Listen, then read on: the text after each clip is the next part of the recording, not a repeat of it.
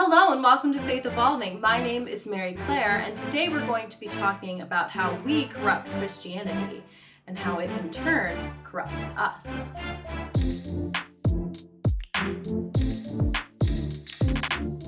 Christianity has long been in bed with power, but it hasn't always been this way. Accuse me of turning Jesus into some hippy-dippy socialist all you want. Get a haircut, hippie! But according to the original text, he was a homeless vagabond preaching a message of liberation to the people of his time. But don't just take my word for it. Read your Bible.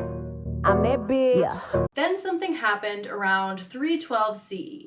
Emperor Constantine decided to give this whole Christianity thing a try, and over the following centuries, it spread like a gender reveal wildfire. What started out as a message of deliverance from oppression, hotly contested between smaller communities, trying to survive persecution, grew into a large, rich, and centralized power controlling most of medieval Europe. In the most cynical view, the church ate up individual cultures and just spat out homogenized congregates that were willing to do anything to achieve salvation and heaven. In the most hopeful view, a deeply human institution spread the good news far and wide, just as the Bible suggests. Yet eventually what grows too big splits. Once in two, then fractured into dozens. However, the influence of power stuck around. It crossed oceans. Acolytes committed genocide to make room for themselves and waged war against those who wouldn't comply. They abducted people from one continent to treat them like chattel on another. But here's where things get a little tricky.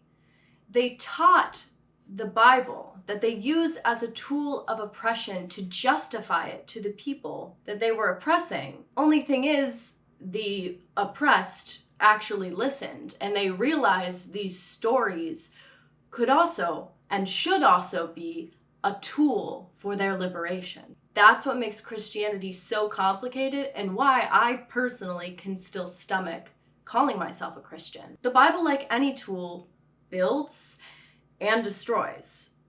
It depends on how we use it. In a community post, I asked for a few video ideas, and y'all sure delivered, honestly. I have the smartest subscribers, so if you want to be smart too, subscribe. Otherwise, there's no way to measure how big-brained you are. Being subscribed to my channel is the new IQ test. I mean, the old one was racist anyway, but are we really surprised? They created an erroneous intelligence hierarchy of ethnic groups. Speaking of racist, let's talk about America. My home country. It's not really a secret that America has a race problem, even though many will try to contest that fact. It's actually not a very racist country. But the proof of that truth is found in our roots. That kind of rhymed. Am I a poet? Am I a poet? No, you are not. We have the same patterns over and over and over again of a multifaceted church ruled by fear. Some weaponizing that fear into hatred, some complicitly letting it slide and quietly just not doing anything, and then some still fighting for justice in the midst of it all. Romans 13:1 was both used to justify slavery in the 19th century and earlier, the whole first chunk of America's existence, and to justify the separation of children from their parents at the Mexican-American border in 2018. Romans 13, to obey the laws of the government because God has ordained the government for his purposes. Orderly and lawful processes are good in themselves. Our policies that can result in short-term separation of families is not unusual or unjustified. Despite the passage in context ending with this: the commandments, you shall not commit adultery, you shall not murder, you shall not steal, you shall not covet, and whatever other command there may be, are summed up in this one command: love your neighbor as yourself. Love does no harm to a neighbor. Therefore, love is the fulfillment of the law. Two very different vibes contained in the same passage. Sounds kind of like the current state of Christianity, huh? So how did we get here? To 2021, when someone commented on one of my videos, "If you know Jesus, it must be a cult based slightly on Christianity, because your worldview is the absolute opposite of every Christian." And I'm literally going to seminary. I don't know how you could get more Christian than that. I'm pretty close to just maxing the religion out. Now, I am not one to claim that I know everything or that I get everything right. Fact check me, literally always. But I am pretty confident that I am trying to live out the values of Jesus that I see in the text of the Bible and refuse to let anyone convince me otherwise without really concrete, well-documented, well-researched historical proof. I'm open to it, but you gotta put in the work. Don't just barf up some talking points. It's not gonna work. I've done my reading. I know that's a shit take. And I know who to thank. The religious right was formed in the late 1970s as a response to the civil rights movements that characterized the 60s and into the early 70s. Jerry Falwell, a notable proponent of the religious right, or so-called moral majority, himself described their goal as: Number 1, get people saved. Number 2, get them baptized. Number 3, get them registered to vote. The religious right was and is all about rallying up a voting bloc that will vote for Christian values. If you want to learn more about kind of the founding of the religious right, and specifically Jerry Falwell Sr., I would highly suggest Jen from Fundy Fridays video on him. I will link it here. But even though there were influential figures and organizations peddling out rhetoric from the helm, the religious right really took form as a grassroots movement of mainly suburbanites trying to keep their communities white without saying the quiet part out loud. And the religious rights playbook is still in effect today, enlisting you in a culture war you never really asked for. In the book, Believe Me, The Evangelical Road to Donald Trump, John Fia writes, "Despite its failure to deliver on its promises to reclaim the nation for Christ, the Christian right has shaped the political sensibilities of millions and millions of conservative evangelicals. The strategy has thrust the leaders of the religious right into a position of tremendous influence in one of the nation's two major political parties." But how exactly does this playbook work? Well, it's kind of just as it always has. Honestly, influential people with a certain motive trickle down. Reagan, because he was a big part of the religious right. Reagan. Anyway, it trickles down into your average everyday churchgoer. The main site for recruitment? The Great American Megachurch. Coffee, concerts, and co-opting Christ in the name of accumulating power. In the book, Kingdom Coming, The Rise of Christian Nationalism, Michelle Goldberg writes, megachurches don't just serve as ex-urban versions of town squares and community centers. In many cases, they're also tightly organized right-wing political machines.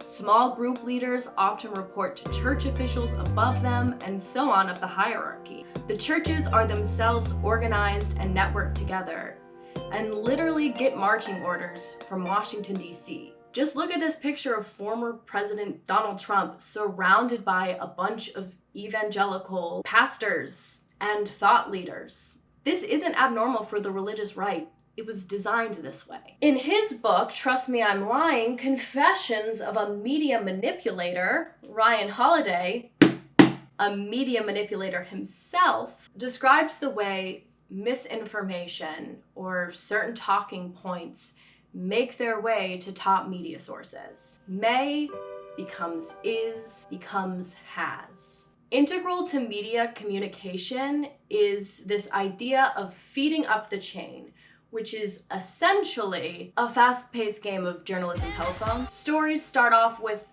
hungry bloggers starved for clicks. Their stories are referenced by mid-sized media outlets, and eventually, if the story is really zesty, it becomes viral news. The problem is anything can make it to the top, whether it's true or not, as long as it's sourced. Holiday summarizes that the news has always been riddled with errors because it is self-referential instead of self-critical. The same is true for the church. If one biblical interpretation is decided and claimed to be the one sole version by enough people, enough times, that's going to be what people believe. A large percentage of Americans on both sides of the political spectrum believe that there is a liberal bias in the media. And that's due to such rhetoric being slammed down people's throats. And so, whether it's true or not, as a result, larger media outlets platform far-right ideas to appear unbiased, so they can avoid scrutiny. Not to mention that Michelle Goldberg also explains, conservatives have created parallel research institutions replete with scholarly sounding journals which produce studies to serve as evidence and public policy debates. So always remember to research into a study or statistic. Look at the sample size, consider the bias, whether you agree with the numbers or not. Original sources are so important. If you can, go hunting. But critical thinking takes time and energy and resources that not everybody has, which is how actual fake news is able to thrive, especially in religious spaces where people are primed to take a leader at their word and place so much emphasis on those words to guide their lives. And usually the call of action is to be rallied as soldiers for Christ. You see, we've corrupted Christianity through our lust for power, but earnest Christ followers can get, and often do get, corrupted by the theology we've decided is integral now to the institution of the church. The corruption goes both ways. In the book Digital Civil War, Confronting the Far-Right Menace, Peter Daou talks about the state of American culture in the terms of, a digital civil war. Two wildly different views of who the country is and who the country should be are duking it out online. Instead of picking up weapons, at least not yet, we're picking up technology. In the chapter titled Battle for Faith, Unchristian Values, Daou, himself a Christian, writes, while they countenance unchristian policies that target vulnerable and oppressed people, white evangelicals see themselves as an aggrieved group.